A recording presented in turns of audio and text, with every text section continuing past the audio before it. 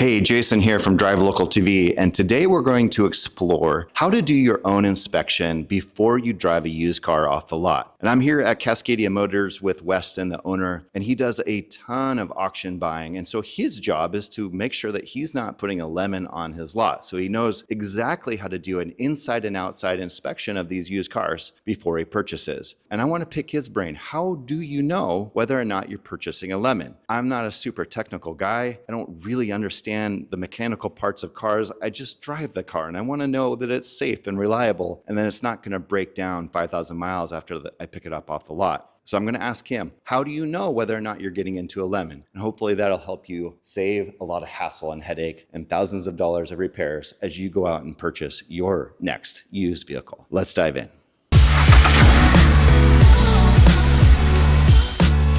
Okay, so I get burned every now and then at auction. That's just the name of the game. Very fast-paced game of assessing risk. So, gosh, when you've been doing this as long as I have, you start to develop an eye for all these little details. There are things that I just straight up did not notice for a very, very long time. And I can give you a few tips to start with. We're just gonna look at this Fiat here. I will say this is stuff that my shop already does and I already, but going somewhere else or maybe you're buying something private party, this is good stuff to do. So let's open up the hood here. I don't pop too many hoods at auction. I honestly will do it on cars that I know have certain issues that I know to be checking out for. But if I was looking at a car at a dealership that I was gonna buy for myself for private party, I definitely would pop the hood. And these are the things I would check. Oh, first thing is a lot of hoods have like little gas struts that hold them up instead of like a little prop rod. When you open a hood on a car like that, take a second and make sure that those struts hold the hood up. A lot of them, especially on used cars, they don't get changed and then they don't hold the hood up and you'll put it up and then like about 3 seconds later when your head's underneath it, it starts to close on you. And usually it isn't terrible, it isn't like slamming down on your head, it's like slowly falling down, but definitely hold it up for a second and make sure that it's gonna hold. So that's the first thing, it's just a safety thing. Then put your little stopper in here to keep it from moving. A flashlight is a good idea. I would say, without having a ton of mechanical knowledge, there's really a few things, and this is just like the major stuff that I check for. Honestly, I hardly ever check the oil. If there's an oiling issue, there are so many other signs than how the oil looks. If I pull a dipstick and I see that the oil's dirty, I'm gonna go, oh, the oil's dirty. Probably needs an oil change. Like, there's not much to get from that. And if there's something terrible on the oil dipstick, like a bunch of metal or a milkshake or something that's not supposed to be there, there's gonna be other signs. The motor's not gonna sound good. There's gonna be a bunch of smoke coming out of the tailpipe. I've just generally learned that it's just not something I really need to do. One thing I will do sometimes is I'll let you take off the oil cap and you can kind of take a look in there. This one looks nice. But you get a look in there and you can see a little bit of metal stuff in there. That's probably some sort of top of a valve spring or something along, or a rocker arm, or I'm not sure exactly what we're looking at. But take a look in there and see if it's nice clean metal or if it's all sludgy. Now, if it's like tinted, if it's like kind of like dark brown, but it's still clean, that's fine. This one, it looks especially good. But like if there's like literal like gunk that you can see like on components like inside the engine, okay, that's time to maybe slow down. The other thing that I will check, which is an easy thing to do, you want to make sure that the engine's not hot when you do this. But you'll take the coolant cap off. This is one of those things where you kind of have to develop a nose for it. And it's definitely not the coolest thing to do. But the coolant in this car is orange, by the way. This is normal. First off, what I'll do is I'll look in there and check for any metallic debris. A lot of people, there's products that they sell at like AutoZone and all the auto parts stores. They call it like head gasket in a can or a stop leak for your coolant system. And most of it's made out of some sort of weird, I don't know what it's made out of, to be honest with you. But the sign that it's in there is usually that there's like coppery stuff glimmering inside of it. So if it looks like there's any sort of glitter in there, run. Get the heck out of there. Or maybe you're stealing it and you know that it's a problem car and you're gonna fix it. So that's the first thing I'll do. Then the other thing I'll do, and I'm kind of hesitant to suggest this.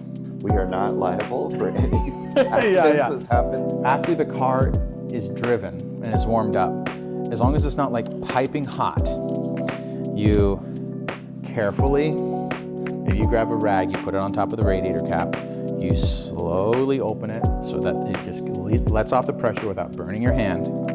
And then you open it up, you stick your nose down there, and you give it a smell. Coolant normally smells kind of sweet. That's what it should smell like. If it smells like exhaust, that's bad. So those are the things that I normally check under the hood. And because those are the majors. I'm not worried about if the valve cover gasket is leaking. That's something that I'm expecting to spend a certain amount of money on a car. I'm not worried about if it needs brakes. I'm not worried about if the battery's old, if it needs an oil change, if, that sort of stuff. I want to make sure that it doesn't have something terrible wrong with it. The other thing I'll do is I will kind of take a look down the profile of the car. And this is another one of those things where if I spot something fishy, maybe it's a big deal, maybe it isn't a big deal. Looking down the side of this car, I can see that the paint is all the same shade of gray. I'm not really spotting any differences in the texture of the paint. There aren't any waves going down the side of it. I'll just be glancing at something and I'll go, oh, look at that thing. Looks like Mickey Mouse painted it and it's terrible. Maybe the car did have something happen here and it was painted here. I don't know, I'll knock on it. Does it sound like there's metal there still? Or does it sound like it's full of something else?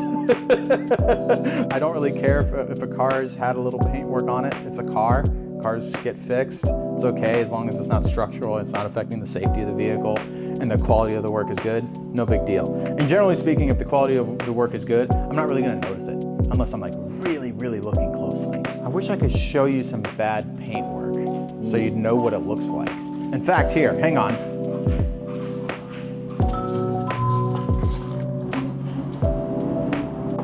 Ironically enough, whoever owned this car, something happened, something minor happened, and they decided to be cheap about fixing it. Really silly that they were cheap about fixing it too. If you look at this is called the A-pillar here. If you look at this one, paint on it is nice and shiny, it's got some raindrops on it, but it looks consistent with the rest of the car. Never mind the roof. This roof is made out of a composite, it's got clear coat on it. It's not supposed to match the roof, but it is supposed to match the lower part of the door here. Once I show you the other side, then you're gonna go, ugh. So now, come and look at this. This is called orange peel. And my understanding, I'm not a paint expert, but my understanding is this happens when they put on the clear coat too thin. So this piece is actually not structural to the car. This is a trim piece that just pops off. So, and I went and looked at the price from BMW. It's not even expensive. This piece is like 200 bucks. On this car, I would expect it to cost like $1,000. But this piece is like 200 bucks. Something happened here. There's no paintwork anywhere else on the car, but something happened. I don't know, maybe it got keyed, maybe somebody dropped something on it. I have no idea, but something happened here and they had Mickey Mouse painted. And you can see that they did. From 20 feet away, you wouldn't even notice, but from right here, it's very obvious. And if you look at it from over here, you can see there's some waves in it right there. So there's probably some filler in it, which is why it's just like, man, you're driving a really expensive car, just buy the panel. And you know what? Maybe this wasn't them trying to be cheap. Maybe something happened and their friend did it and they were like, oh, you know what, man, I'm so sorry, here, let me fix it. I'm not saying that's what happened, but that easily could have happened, because why? Why it is so silly. This would not be expensive to do properly. I have a caveat to add on the paint thing. You will notice on just about any car, bumper covers, this is technically a bumper cover, the structural part of the bumper is underneath this plastic.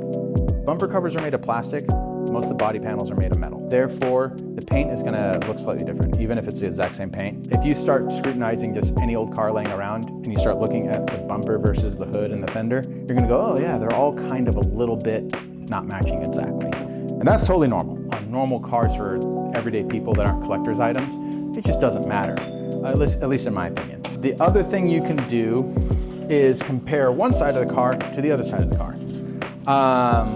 Generally speaking, cars are symmetrical, or at least they should be. So you can look at the gaps in between the panels. You're looking at the gaps along the edges of the hood and the fender, the gaps between the fender and the door, the fender and the rear quarter panel, and you're gonna go, oh, okay, that gap looks like a gap. Okay, is it about the same width apart as on the other side? Oh yeah, okay, it's pretty consistent. That is one thing that I will walk away from cars on, where the gaps are just all over the place. If the gaps are all over the place, that usually means that someone was fixing it that had no business fixing it. Because a good shop won't let something leave all cattywampus. They will put it together right. If the gaps are off, that doesn't automatically mean it's a bad car, but it just means that someone was in there that isn't too sharp. I guess the last thing not even the last thing. The first thing I'll do is I'll just stick my head in it. People that are mean to the inside of their car and like it's just filthy inside and like stuff is broken and ripped, it just looks like an ogre like lived in it. That car is probably not a good car.